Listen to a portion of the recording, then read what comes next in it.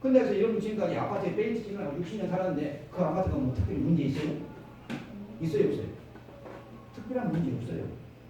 그럼 돌을 붙였다는 건 돌이 뭔가 좋으니까 붙였을 거 아니에요. 또 페인트를 칠해놨다는 건 페인트가 뭔가 좋으니까. 페인트 좋은 점은 싸다. 페인트 안 좋은 점 있어요. 방금 문제 없다고 그랬죠? 없다고 하면 있다고 그랬어요. 5년 10년 만에 다시 칠해야 한다, 안 칠해야 한다? 칠해야 돼. 근데 돌을 붙여놓으면 5년 10년 만에 다시 뜯어낼 필요 있어요, 없어요? 그러니까 오래 간다, 돌. 대신에 돌은 보기 좋다. 대신에 단점은 뭐다? 방금 얘기했잖아요. 단점은 비싸다. 네? 다 장단점이 있다는 겁니다. 근데 돌도 좋은 점은 뭐예요? 나중에 팔 때 희소성이 있다. 야, 우리 아파트는 돌이야. 돈 많은 사람이 이제 살려고 한다. 무슨 말 하시겠죠? 그건 다 장단점이다. 저는 좋다 나쁘다 하느냐 장단점이다. 자, 넘어갑니다. 그 다음에 이제 나무 심고 기타 여러 가지 공사만 끝납니다. 근데 여기서 기타 여러 가지 공사를 부대공사.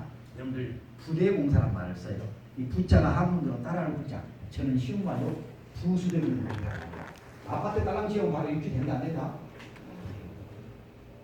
여러분들 대한민국의 어떤 아파트는 공사를 100% 다 했는데 2년 동안 아직 입주를 못한 아파트가 있다고 뉴스에서 여러 번 봤습니다. 여러분도 봤을 거예요. 왜 그 아파트가 입주 안 되냐? 건물 안은 단지 안은 공사를 100% 하시는데요. 단지에서 밖으로 나가는 도로가 없어, 도로가. 근데 옛날에는 도로를 누가 만들어줘요? 도봉구는 도봉구에서 지자체에서 도로를 내줍니다. 근데 지자체에서 처음에 3년 전에 5년 전에 허가 받았더니 야, 그 도로 날 계획 있다. 그러니까 허가 내줬어. 나중에 이게 돈이 없네? 구청에서 도로 안 내주면 입주된다 안 된다? 그러면 아파트 주민들이 돈 내가지고 그 도로 하면 할 수 있죠. 근데 그렇게 한다 안 한다? 안 한다. 지금은 그걸 방지하기 위해서 지금은 건설에서 도로 짓고있습니다. 기부 체납액을 해가지고요. 자기들이 해가지고 나중에 국가에서 받은 걸 체납 줍니다. 그런 걸 없애기죠. 그 다음에 또 건물 다 지어놨는데 한전에서 전기 안 끊어지면 내가 별도로 전기 끌어올 방법이 있다 없다? 우리가 할 수 있는 일이 없어요. 한전에서 전기 보내줘야 돼. 아니 도시가스 전기 안 보내면 아니 저 가스 안 보내면 내가 가스통 설치해가지고 아파트는 된다 안 된다? 시골에 우리 집은 가스통 내가 설치하면 돼. LP통. 그 다음에 시골은 내 집이 뭐죠? 전기 안 보내면 옆집에서 전기 끌어와도 돼. 근데 아파트는 그게 가능하다 안 가능하다? 안 가능하다. 서울시는 서울시에서 사무소 물 안 보내주면 또 살 수 있다 없다? 우리 시골은 내가 세입하면 돼. 근데 그 장도하고 공용하고 다르다는 거예요. 하나만 더 얘기해 볼까요? 내가 물 쓰는 물이 나가는 건 하수라고 그러죠? 근데 그 하수가 어디로 갑니까? 아시죠? 겨울로 가겠죠. 겨울로 안 가요. 겨울로 가면 한강 물로 가는데 한강 물이 그러면 더러운 물이 되죠. 지금 일단 정화시설 겨울로 가겠죠. 예, 지금은 라인이 따로 있어요. 하수가 모이는 곳이 그걸 정화하는 거죠. 지금은 어때요? 일반 하수하고 다르다는 거 말씀드립니다. 빗물하고 달라요. 근데 그거를 내가 마음대로 할 수 있다 없다? 없어요. 서울시 하수가 서울시에서만 해줄 수 있어요. 그 내가 마음대로 갖다 연결하면 된다 안 된다? 여러분 동네 이제 아파트 준공해놓고 나중에 썩은 냄새가 나요. 무슨 말인지 아시겠죠? 그런 것들이 안 되면 안 된다는 거예요. 이걸 뭐라 해요? 국가에서 기반시설이라고 합니다. 그 기반시설은 우리가 할 수 없잖아요. 근데 이런 것들이 다 돼야 아파트가 입주된다는 겁니다. 이런 것들을 뭐라 해요? 부대공사, 기반공사, 부수적인 공사. 우리가 모르는 여러 가지 부수적인 공사가 있어요. 이게까지 다 해서 아파트가 입주가 되는 겁니다. 자, 이제 넘어갑니다. 자, 토목입니다. 토목은 땅 파는 겁니다. 자, 볼까요? 아까 아파트는 10m, 20m 땅을 봤어요. 여기는 3m 봤어요. 우리 동네 상가 5층 기인데. 여러분들 상가 5층 기면 지하 주차장 판다 안 판다? 있어야 돼. 상황에 따라 틀리겠죠. 5층, 4층 이상부터는 지하에 있어야 돼. 들어보세요. 아니 땅값이 비싸면은 땅을 팔고 싸면은 팔고. 그입니다. 땅 비싸면 어째요? 땅 잡아가지고 지하 안 가올 수도 있겠죠. 그 다음에 어째요? 땅이 비싸면 지하 땅 비싸니까 땅 파니까. 그래서 우리 시골에 지금 땅 팔려고 너 아무데나 주차해도 아무 되고 도시는 비싸니까. 근데 그것도 좀 그렇고. 서울은 땅이 비싸니까 다 지하로 갈 수가 없겠고 시골은 땅이 싸니까. 그래서 법적으로는 지하 아니 주차 대수가 있다. 그래서 상업적으로 뭐 몇 제곱미터 이런 것도 있다는 겁니다. 그러니까 이제 서울에서는 거의 땅을 판다. 그러면 지하 1층 판 거예요 지금. 몇 메터 봤다? 아까겠죠? 한 3m 봤다. 근데 3m 봤는데 그냥 파는 게 아니라 흙이 무너지는 걸 대비해서 흙막이 됐다. 여러분들 토목은요 다 흙 관련이에요. 땅 관련. 근데 흙이 항상 파면 무너질 수 있는 거예요. 어떤 흙은 10m도 파는데 아무리 어떤 흙은 1m만 파면 무너진다. 누가 그걸 알 수 있다고 했다? 모른다. 그래서 흙 전문가들이 다 설계를 해놨다 안 해놨다? 이렇게 하라고 해놨어요. 근데 내가 흙을 30년 다룬 사람이야. 야, 이 아저씨가 3m는 안 무너져 그냥 파. 판다니 그러면 밑에 집으로 판다 안 판다? 응? 못 모르면 파죠. 근데 죠 아는 사람은 지금 모르는 집 가서 안 파죠. 소장님이 모르는 집 가서 야내 말 들어. 그럼 얘기가 그만둬야 돼. 그래서 제가 그건 항상 무너질 수 있다. 이게 이 얘기입니다. 우리 주위에서 요즘에 흙 무너져서 사고 난 거 많죠? 항상 토목은 땅을 잡는다. 그럼 항상 땅은 무너질 수 있다는 겁니다. 시골은 잘 안 무너져요. 왜? 시골은요 경사져서 파거든요. 땅이 넓으니까. 그러니까 무너질 일이 없다. 서울은 경사져서 땅을 못 받아요. 두 자릿수 수직으로 갈 수가 없다는 겁니다. 남의 땅 때문에. 자 이렇게 한 다음에 어때요? 흙이 부조가 나눌 수 있어요. 그래서 토목에서는 성토한다, 절토한다는 말이 있고요. 흙이 들어오면 잘 다져줘야 돼, 안 다져줘야 돼요? 여러분들 혹시 저 시골 가다가 도로 공사하면은 도로 공사인데 사람이 잘 보이는 거야, 안 보이는 거야? 사람하고 누구만 있어요? 주로 우리가 그러니까 차량만 있죠. 덤프트럭이 왔다 갔다 붙고 그런 거죠. 놀라가 그냥 다지고 이런 거밖에 안 보입니다. 그래서 흙은 잘 다져져야 돼. 여러분들 동네 보도블록 깔아놓으면 잘 다졌는데도 불구하고 비 오면은 약간 가라앉은 데 있다 없다? 있어요. 아무리 잘 다져놔도 흙이라는 건 항상 물이다. 자 여기에 대해서 한마디 하고 교육을 마치겠습니다. 자 인천공항 바다 매립했죠. 그러면 뭐예요? 바위 자갈 모래 흙으로 다 덮었겠죠. 그럼 잘 다졌다 안 다졌다? 여러분들 도로보다도 더 신경 써서 다졌겠죠? 인천공항 일본의 간사이 공항이라고 바다 매립 공항이 하나 있습니다. 지금 여러분들 일본 엑스포 열린 거 알고 계시죠? 어제 저녁 뉴스에 계속 나오잖아요. 우리나라 뭐 엑스포 지금 한국 주관이 해가지고 17일까지 한다는 얘기 어제 MBC 다 나왔어요. 거기 가려면요 일본 지금 엑스포 한대요. 간사이 공항을 이용합니다. 그 간사이 공항도 바다 매립했어요. 뭐로 매립했다? 똑같아요. 바위 자갈 모래 흙으로 매립했어요. 근데요, 자 매립하면 열심히 달렸겠죠? 그럼 비행기가 뜨고 내립니다. 그럼 가라앉을까요, 안 가라앉을까요? 가라앉을까? 그럼 여러분들 경부고속도로가 지금 한 60년 정도 됐습니다. 대략 73년에 만들어졌으니까 가라앉았다 안 가라앉았다? 가라앉았습니다. 근데 우리 눈에 안 보여요. 왜? 전체적으로 다 가라앉아 버리니까 안 보이는 거예요. 근데 한쪽만 가라앉으면 폭페이죠? 가라앉는다는 거예요. 근데 인천공항 가라앉습니다. 근데 어느 정도 가라앉을 것이다 다 예측을 해요. 5년 지나면 이 정도 가라앉을 거예요. 근데요 인천공항은 전문가들이 생각한 것보다 10분의 1밖에 안 가라앉아요. 하늘이 우리나라를 돕고 있어요. 근데 일본 간사이 공항은요 자기들이 생각한 것보다 10배나 빨리 가라앉고 있어요. 일본 간사이 공항은 2038년에 바다 밑으로 잠긴다고 합니다.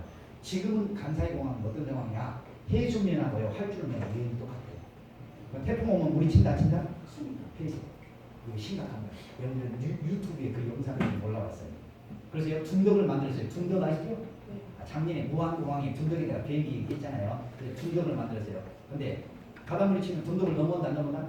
그래도 넘어오더라. 이게 이제 크기는 이렇게 중요하다는 겁니다. 자, 이런 동네 상수도 관을 묻은 것.